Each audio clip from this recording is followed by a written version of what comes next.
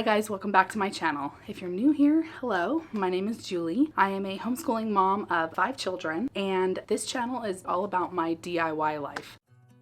All right, let's get on to the building of the cornice. To be honest, I'm not exactly even sure what I'm going to do with it, but we will figure it out as we go along. I kind of wanted to try to see if I could make it decorative looking, so kind of mimic the Eastlake style that is gonna be in here, the dresser that's gonna come in here. So we shall see. Let's get some ideas rolling.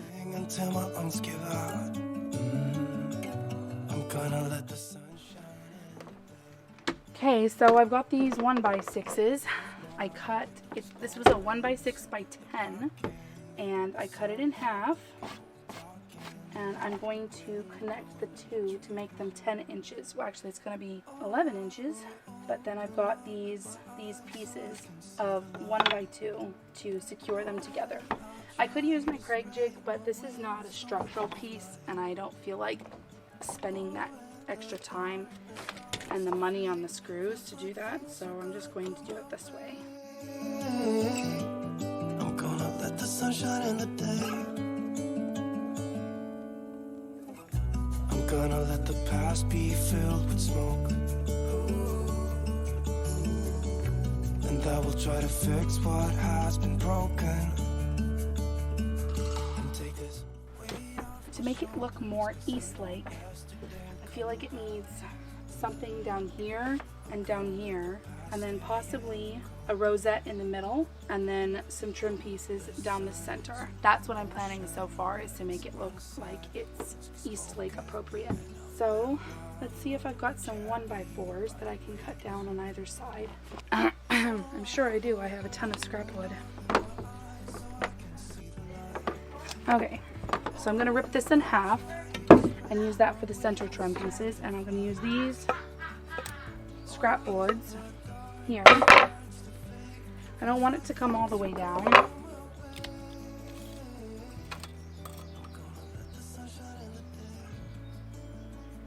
I want it to come down to about here, so I need them to be 9 inches. Or actually, I'm going to rip this down with a table saw first, because I want it to be 10 inches total. Let's do that first. I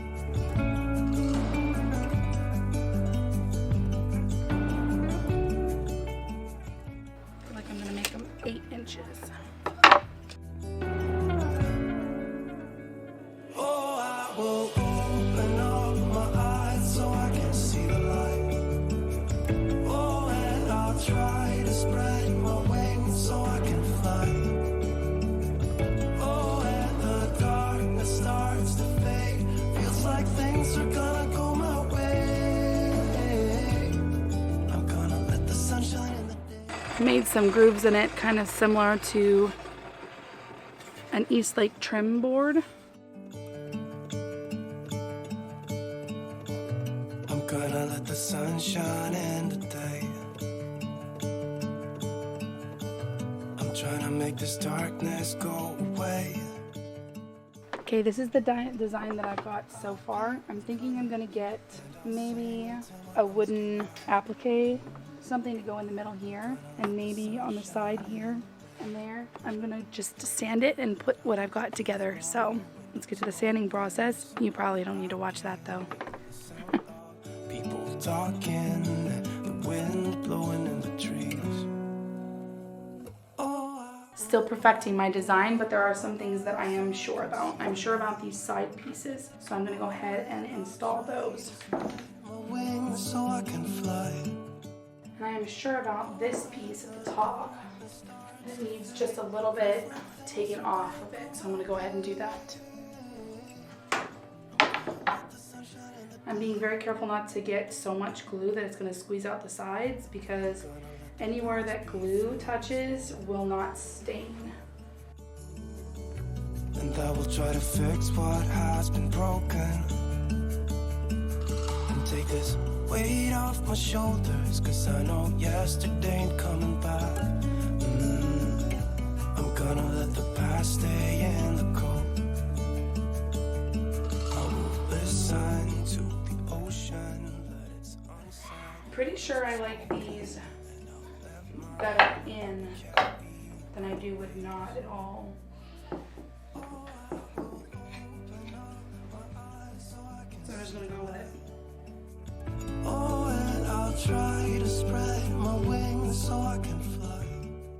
Well, what do you think? I think I like it, and I think it's gonna look even prettier once it's actually stained. And I think I'm gonna paint a rosette in the center here. We're just gonna go with it.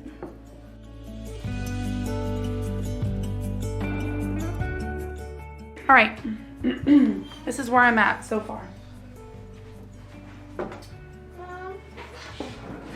I've got it built. This is the style, the best style that I could come up with my tools of Eastlake. I kind of mimicked the Eastlake mirror that I have in my hallway, and I actually it's not a mirror, it's a mirror frame.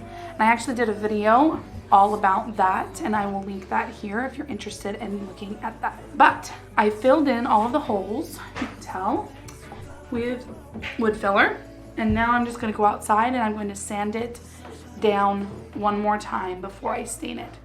So let's get to that part of the project.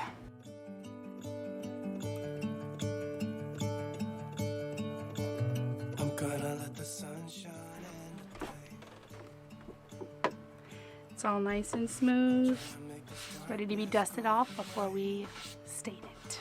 Let's get to that because I'm really excited to see this beautiful wood grain come out. I'm gonna let the sun shine in. So got my rag, just a cut up kitchen rag, and my one dilapidated glove. Really need to replace it. People talking. Out of all of the crevices that I created with my table saw. Now I am gonna have to use a brush to get into these with the stain too. And I'm using my usual early American stain. It's my favorite color. Honestly, I know you can mix stains in your house, and I do, but when I'm staining something myself, I try to keep it pretty much the same color. Before I open it, I should probably... Regular stain, you can do this too. You can't do it to polyacrylic, which obviously is not a stain, it's a top coat, but I'm gonna shake it really good. Get my glove on backwards. Cause I know yesterday ain't coming back. I'm gonna let the past stay in the cold. Hi, Push Kitty. Using my little Kit Kat over here. Very curious kitty. Are you a curious kitty? You know what they say about curiosity is cat. Oh, and I'll try to spread my wings so I can fly. Oh, and the darkness starts to fade. Feels like things are gonna go my way. I'm gonna let the sun shine in the day. Alright, I'm gonna let this dry for an hour or so. And then I'm going to come back in and actually paint my design on it before I do my top coat. So I'll see you in a little bit.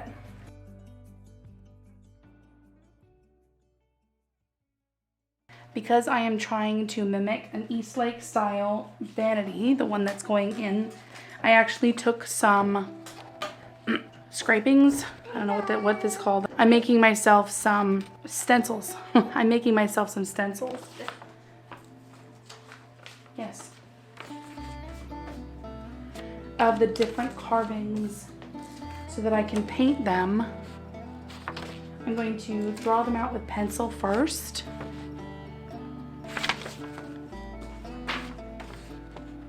These are all my different options.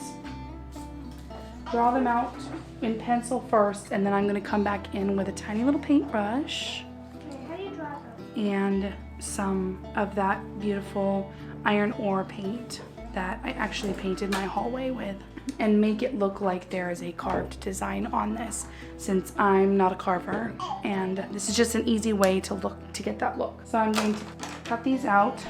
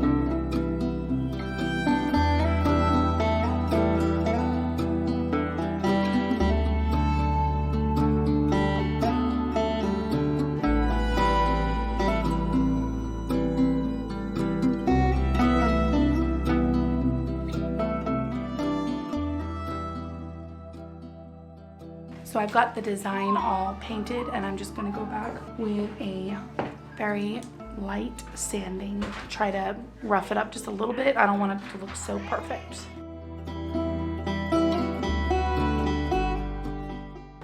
Now it's ready for some polyacrylic.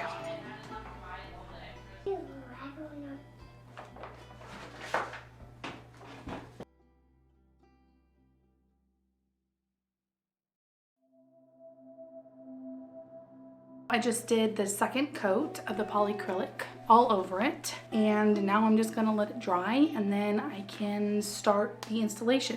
And to be honest, I've never made one of these and I've never installed one of them, so this is gonna be interesting. It might be super simple, and then on the other hand, it might not be, so we shall see.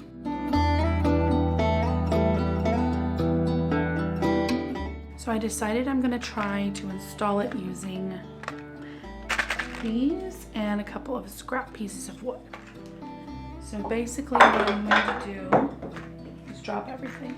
Use these to install to the wall, but they will be held on by these braces. Let's see if it works.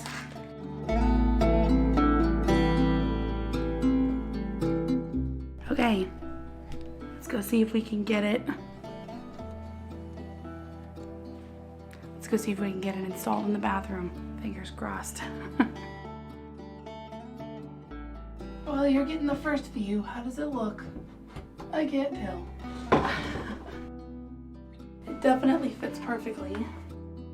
This is definitely going to be interesting. I'm not sure this is a one-man job.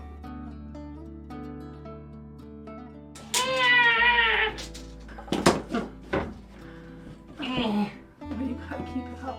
It's not that easy. It keeps falling. It's not gripping the ceiling very well.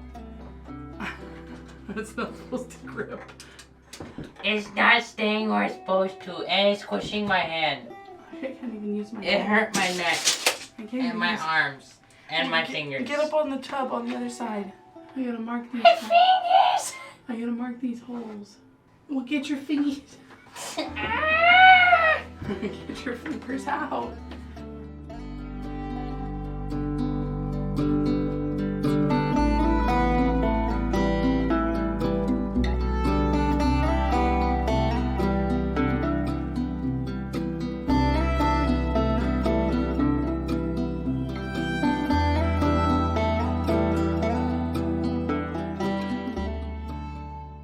La la la la la la la la la.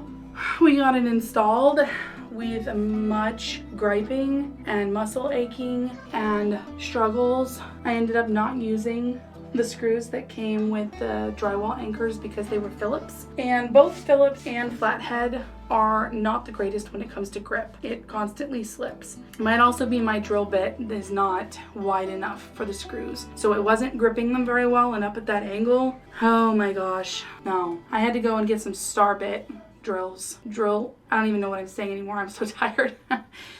Star bit screws to get in there. This side had a stud, so that was awesome. I was able to go directly into the stud on that side. This one did not and had to use anchors, and oh my goodness, it was challenging.